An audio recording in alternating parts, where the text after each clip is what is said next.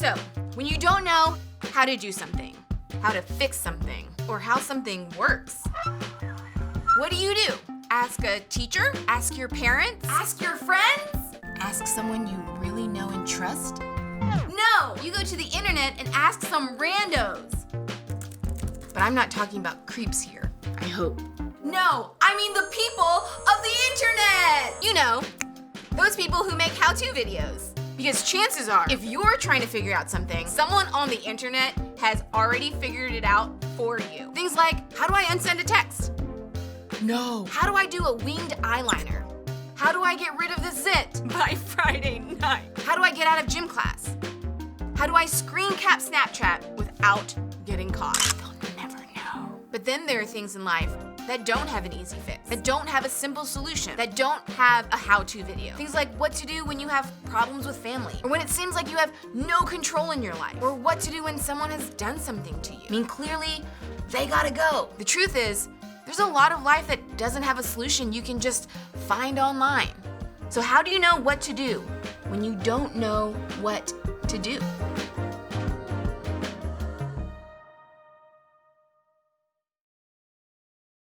When I was in high school, my friends and I went to Taco Bell a lot, and we loved it. But also, it was one of the only fast food restaurants in my town, so we really couldn't be picky about where we were eating. Now, when I was in high school, you could order a couple tacos and drink water, and you could have a great after-school snack for around $1, making it the perfect place for those of us who were short on cash. The only problem was, $1 for me was still a lot of money.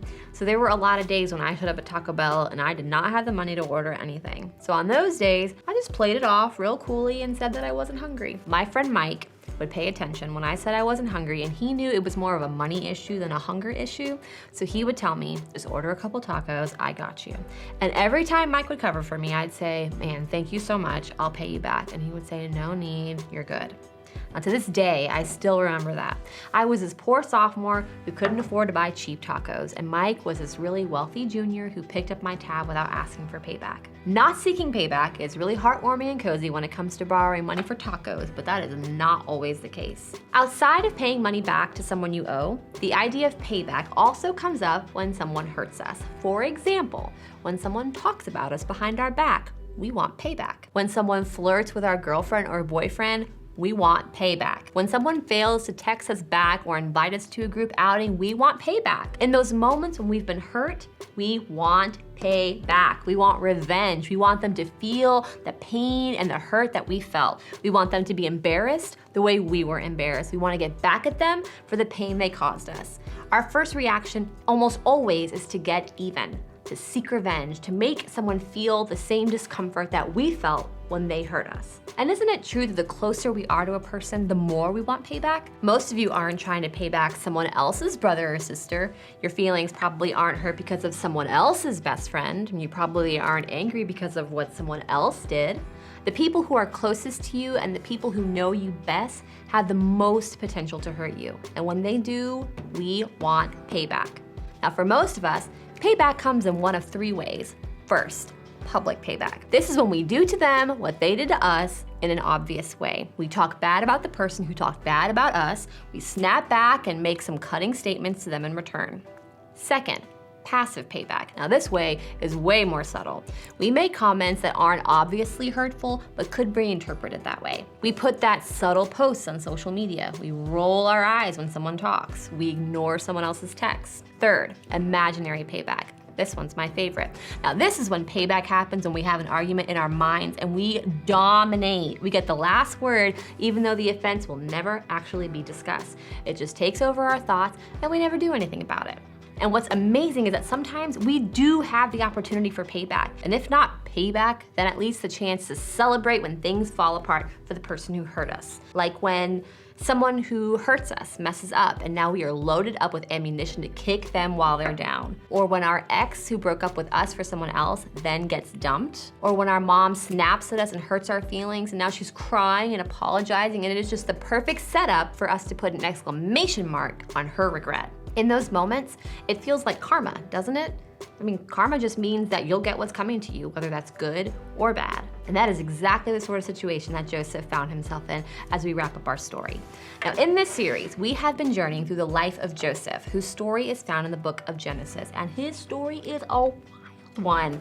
Early in this series, we talked about how Joseph knew he was his dad's favorite and then rubbed it in his brothers' faces. Joseph also has a dream where he was in charge of the whole family, and then he tells his older brothers about it, which only made matters worse, like, not cool, Joe. So Joseph's brothers plot to kill him, which seems like a slight overreaction, but I wasn't there. Instead, they see a group of travelers traveling through the town, and they decide to make a little money by selling Joseph as a slave. The rest of the series has covered Joseph as a slave in Egypt, Joseph as a slave in a prison in Egypt, and Joseph as the man who interpreted the dreams of Pharaoh, who was the ruler of Egypt. Now, Joseph is eventually placed in charge of all of Egypt. He is the second in command to Pharaoh, and that is not a bad outcome for a kid who was sold into slavery by his own brothers. But then, there's a plot twist. After Joseph is second in command, there's this big famine where his family lives. So Joseph's dad, Jacob, sent the brothers to Egypt to ask for food. Now, at this point in the story, Joseph's family thought he was dead. They weren't even thinking about the possibility of seeing Joseph when they get to Egypt to ask for food. When they arrive in Egypt and see Joseph, not knowing that it's Joseph, a huge drama unfolds. And you can read some of these interactions between Joseph and his brothers in Genesis 42 through 50. And trust me, you do not want to miss it. Reading through the back and forth, knowing the backstory, it's like watching a movie. All right, so let's pick up in Genesis 45. Then Joseph could no longer control himself before all his attendants, and he cried out, "Have everyone leave my presence." So there was no one with Joseph when he made himself known to his brothers, and he wept so loudly that the Egyptians heard him, and Pharaoh's household heard about it.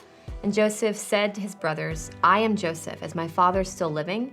But his brothers were not able to answer him because they were terrified at his presence. Then Joseph said to his brothers, "Come close to me." When they had done so, he said, "I am your brother Joseph, the one you sold into Egypt. And now do not be distressed and do not be angry with yourselves for selling me here, because it was to save lives that God sent me ahead of you. For 2 years now there has been famine in the land, and for the next 5 years there will be no plowing and reaping. But God sent me ahead of you to preserve for you a remnant on earth and to save your lives by a great deliverance."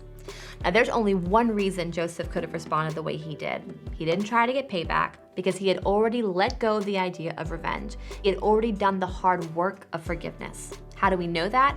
Because Joseph could look in the eyes of the ones who had caused him the most grief, and he could see beyond his own hurt. When Joseph said, "Do not be distressed, do not be angry with yourselves for selling me here," he was acknowledging their wrong and his hurt without seeking payback. Only a healed person could do this. Only someone who had forgiven could do this. Now, Joseph chose forgiveness over payback, and we see that in the moment where he had the greatest opportunity for revenge. Somewhere between being sold into slavery and being reunited with his brothers, Joseph did the hard work of giving his hurt to God and allowing God to be central in his healing. And that's why Joseph was quick to acknowledge God in the area where his brothers had caused him the most pain. It didn't make what his brothers did okay.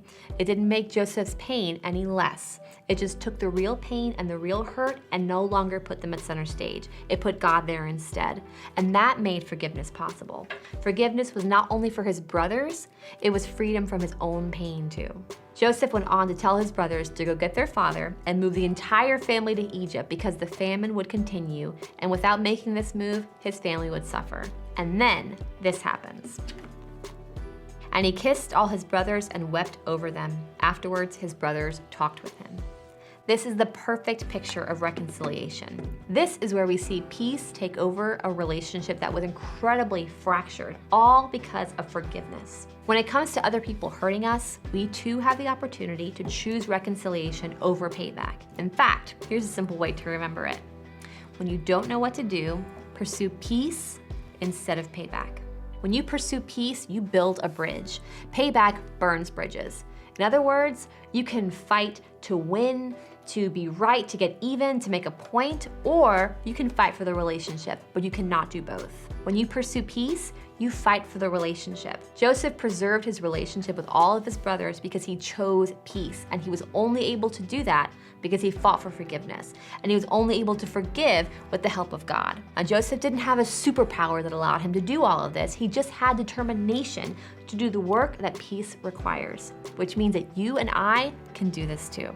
When you pursue peace, you lay down your right to get payback. You let go of revenge. You say goodbye to your desire to get even. Instead, you choose the path of forgiveness. You choose God's story of reconciliation instead of your own story of payback and revenge. Now, this is way easier said than done, and something that you may have to work at every day, but the ultimate benefit is for you.